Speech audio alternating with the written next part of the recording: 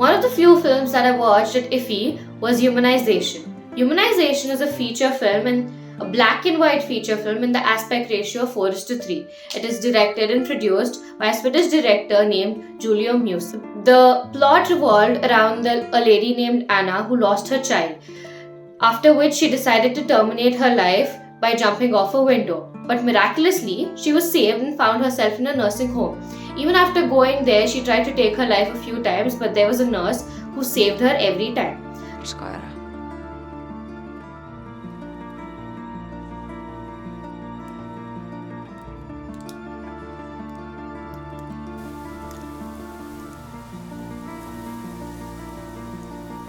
Later on, she became friends with that nurse and found a young boy at the nursing home whom she befriended. And this gave her a hope that she can live her life peacefully. But later, she started questioning around her environment and her interpretation skills, and she was finding it difficult to differentiate between reality and imagination. From the start, the movie Humanization, I was blown away by the film style, the composition of each frame, and the aesthetics. One might think that shooting a black and white film is easy, but maintaining the same minimalistic and aesthetic style that this film had is not. This is the type of movie where the frame is beautiful if you click pause at any time. The film's story and meaning could not have been conveyed without the use of the black and white color palette.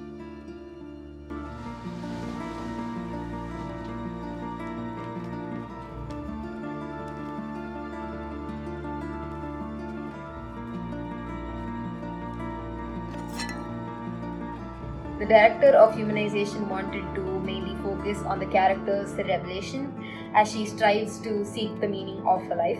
So he says at a point, Anna, the protagonist, comes to an understanding that she has attained perfection because she lost everything and she has nothing more to lose. This is a fantastic idea, but then his film asks a question on the attainment of perfection by losing one's relationship, which is it an escape from reality or is it the true perfection? Du skriker efter hjälp och när någon erbjuder dig så tar du inte emot det. Du har det lätt, vet du det?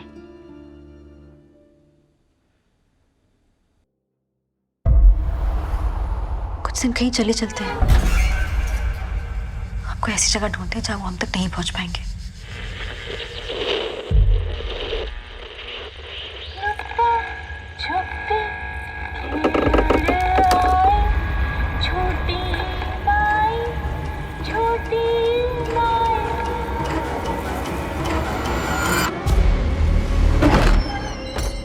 जो पीछे दरवाजा है वो कमरा किसका है?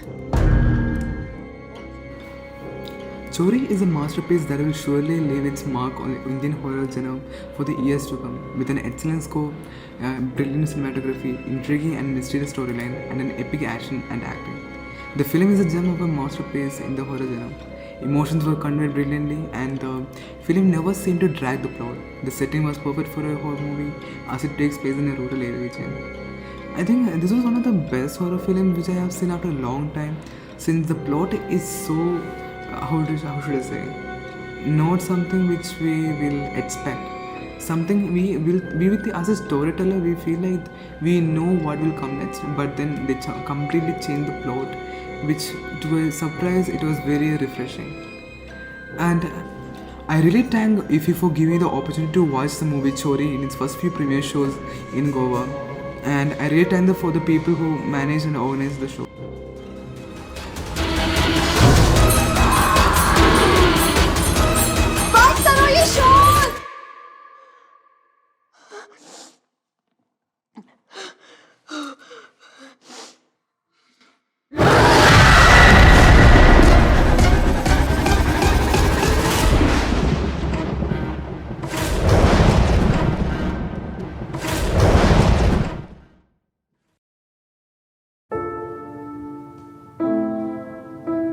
Tell me, why do you say you're a painter? Because I love painting. I have to paint. I've always been a painter, that I know. A born painter? Yes. How do you know? Because I can't do anything else, and believe me, I've tried. I think of myself as an exile. In the movie At Eternity's Gate, the sound design was phenomenal because, for starters, the movie being such a brilliant visual, I feel like sound really accentuated the impact it was creating. And at the same time, throughout the movie, I believe that they had a very deliberate approach because the location, being Europe, they had classical music being played in the background with classical pianos and pads. And at the same time, somewhere in the middle when the movie got a little darker, the background score intensified a little bit. And then as it progressed to a more hopeful ending, it went back to the really wide open synths. In this movie, we see that he had a painful as well as a miserable life, but still he managed to produce amazing artwork. So basically, we can say that it was his artworks that kept him alive during his last few years. Although he was suffering with instability, the movie picturizes Van Gogh as a gifted artist with beautiful faith. If I talk about cinematography, in this movie the beauty of nature was captured from the point of view of Van Gogh with its captivating cinematography. The camera work was difficult at times because there was constant change in shots. For example, if now it is a close-up shot, The next second, it was a wide angle shot, which made it really disturbing to the eye. But the slide screen effect helped the viewers view from Van Gogh's perspective. If I talk about the color palette, the colors were stripped from Van Gogh's painting, which made it interesting as well as beautiful. Since, and I think that right there is a really good study of how the visual and the audio, the sound should really, go hand in hand with each other and complement each other, so that the visual really communicates the right message. Yes. Sometimes I feel so far away from everything. I think I'm losing my mind. Sometimes they say I'm mad, but a grain of madness is the best of art.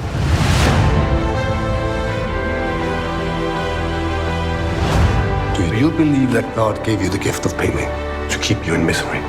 I never thought about it that way. Maybe God made me a painter for people who aren't born yet. Tell me, brother, am I a good painter?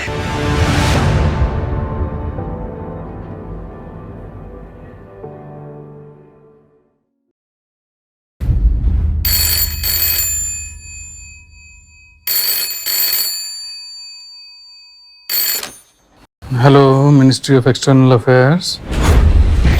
जी मैं Kuwait से रंजीत कटियाल बोल रहा हूँ। जी मुझे Kuwait में रहे Indians के situation के बारे में बात करनी थी। We need help and we need it right now.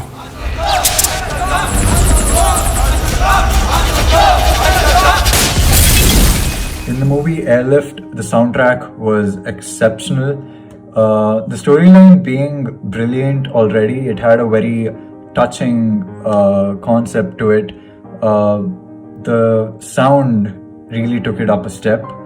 So I think the keywords I'm looking for exactly are impactful and elevating, because the movie visually starts in a very weird place, and then slowly along the way and even till the end, it becomes very warm and patriotic. So to complement that, I feel like the background score was very grand, it was very warm, and it really elevated the entire story to really build that impact and that intensity of the message they're trying to communicate. In terms of performance, Akshay Kumar delivers a committed performance, enacting the heroic protagonist with the honesty. So I feel like understanding these keywords visually and also with the audio is a really cool concept that we worked on over there.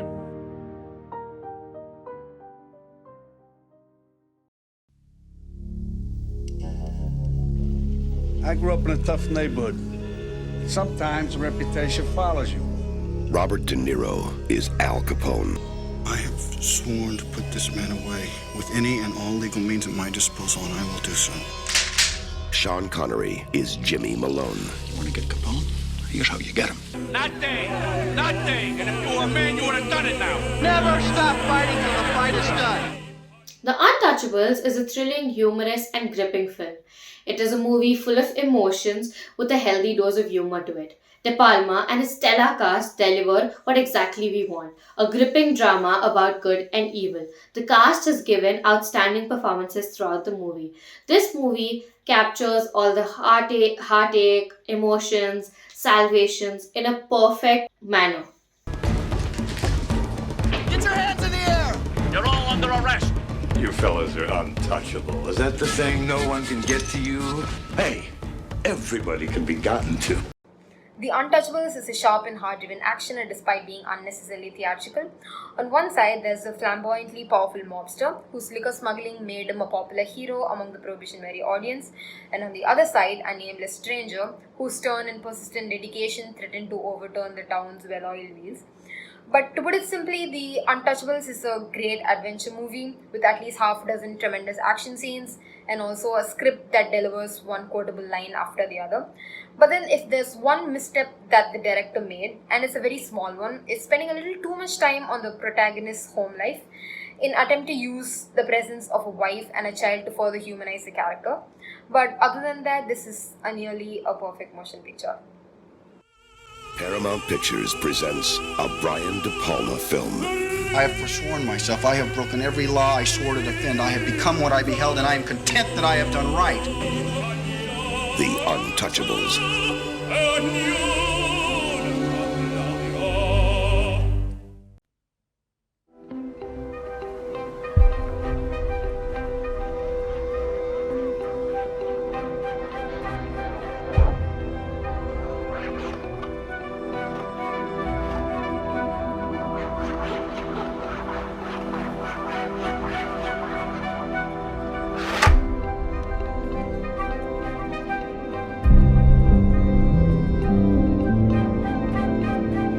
Är du nere? Ja. Another film that I watched at IFFI was The Innocents. It was about 4 kids named Ben, Anna, Ida, and Aisha. These kids had dark and enigmatic pasts, and in the absence of their parents, they used to play around with these pasts. But then a movie took a turn when one of the kids named Ben started to fight with the other kids, and he started to use his past in a wrong way, which led to deaths of a lot of individuals in the movie. This movie is a very creepy and dark tale, and it is an unusual horror film. And talking about the youngsters, they aren't perfect in the movie, but when it comes to their acting skills, they are amazing. And given the fact that they are the key players in the movie, they have done a commendable job. Studying sound was very interesting because the sound design in the entire movie was very eerie and dark, but the most fascinating part was silence. Because in this movie especially, I've learned how powerful silence could be when used correctly. Because every scene was not filled with sounds, and the movie as a whole, it carries a character of, it carries a certain motion. And how they include silence in each one of those frames at the right time, with the right character play, it really intensifies the scene, and it really accentuates what the character is trying to communicate over there. So I feel like as a whole, it was a 10 on 10 when it comes to sound design, and that was the most valid and appropriate lesson I've learned from this movie, that silence, when used correctly, can be really powerful to communicate something. The Innocence is relentless in its approach and does not hold back. Premises of horror films are being experimented throughout, but then this one is audaciously more unique in style and approach. Throughout the film, the camera follows the kids into their own home, which gives a window into the Norwegian society, a world of rich and poor, have and have-nots. So the inclusive casting also adds to the movie's ambiguity and flavor, because it's interesting to see a Norwegian film where characters from all backgrounds come together. So The Innocence, it questions the nature of good and evil, whether it's inherited, if it's the work of the devil, or is it something learnt. The director's ambiguous narrative makes all of these conclusions possible. But more chillingly than any of the supernatural elements, the film throws in another question that haunts the viewers once after the end credits, when it's time to calm down and relax, which is, who are the innocents? Is it the children, the parents, or the audience?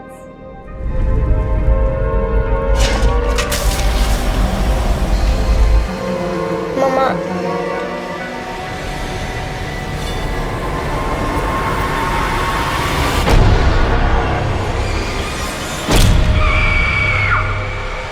Die war schon schlecht, Mama.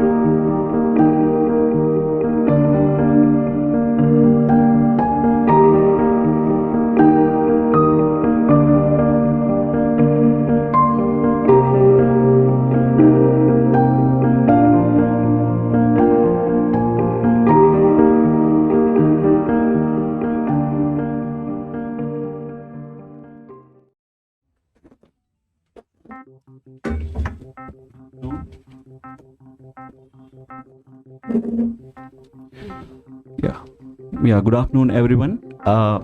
Welcome to the press interaction organized by Press Information Bureau, Government of India. This presser is being live streamed across PIB's social media platforms, and you can watch it live on YouTube, Facebook, and Twitter. This particular session is on Rafaela, a Spanish language film from Dominican Republic. It is being screened in World Panorama at the 52nd International Film Festival of India.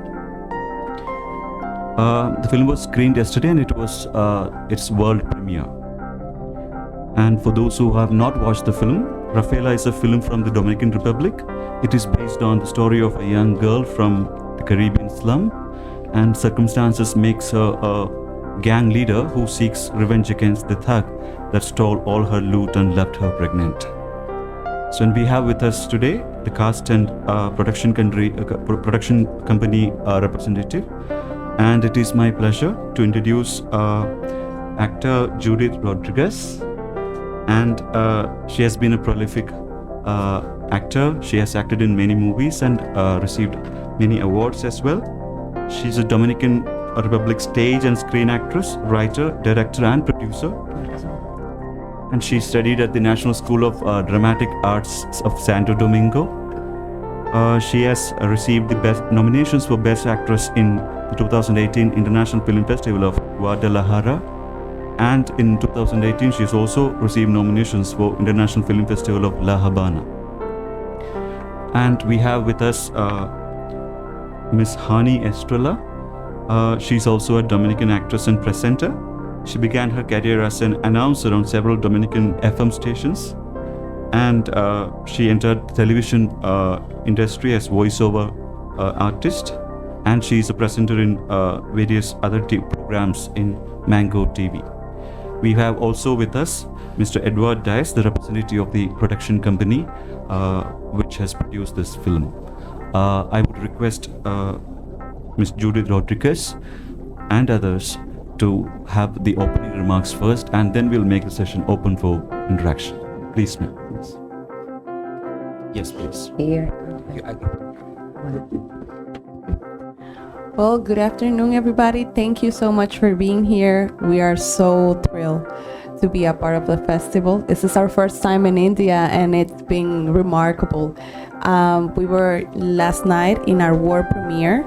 It was our first time with an audience watching our film in this incredible cinema. Wow, what an amazing room. And what happened last night, I think it will be in our hearts and in our minds forever, because the audience here are impeccable. They are so warm and they loved the movie, and it was amazing for us because we, as I said, it was our first time with audience, like showing our film, and the reactions were more than what we expected. So we are super grateful to be here. It is an honor for all of us and for all the crew and cast members of our movie. Our director Tito Rodriguez couldn't make it because he's shooting a film in the DR right now, but he's always talking about how this is an incredible moment for all of us, for all Rafaela's team. So thank you so much. We're thrilled. Thank you.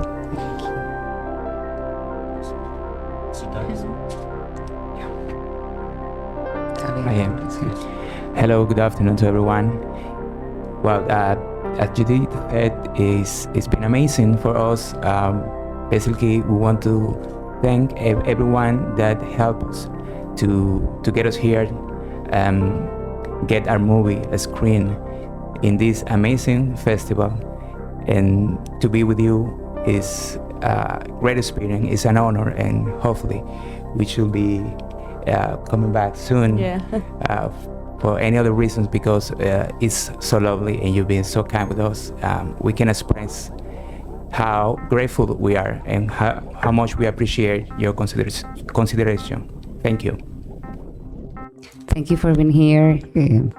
Voy a hablar en español y Judith les va a traducir. She's gonna talk in Spanish and I'll be translating. Nosotros conocíamos de la India porque hemos tenido la oportunidad de tener amigos de aquí que viven en República Dominicana. We knew a lot about India because we have friends that are from here but live in our country. Pero teníamos esa gran inquietud de conocer esta hermosa cultura, o una cultura increíble, pero de verdad toparnos con gente que sabe tanto de cine y que ama el arte y que lo aprecia, para nosotros es algo maravilloso. We wanted to get to know a little bit more about your culture. We were so interested to get to know the people, but also to be in the face of so many cinema lovers, art lovers. For us is incredible. Increíble también lo avanzado que están en el tema cinematográfico, como Judith mencionó. La sala de cine fue impresionante y poder estrenar Rafaela aquí fue lo mejor, porque en esa gran pantalla pudimos ver cosas que no habíamos visto en nuestra película. We are amazed by how far you are, how advanced you are in the cinema material and in your industry. It's really remarkable. And also we were watching this IMAX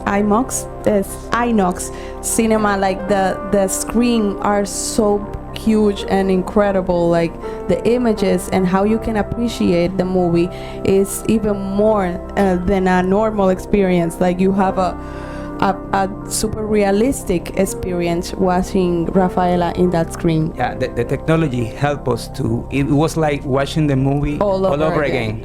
Yeah, exactly. We find new things. Exactly. Thank you. We are so happy. Thank you so much. Thank you. Thank you.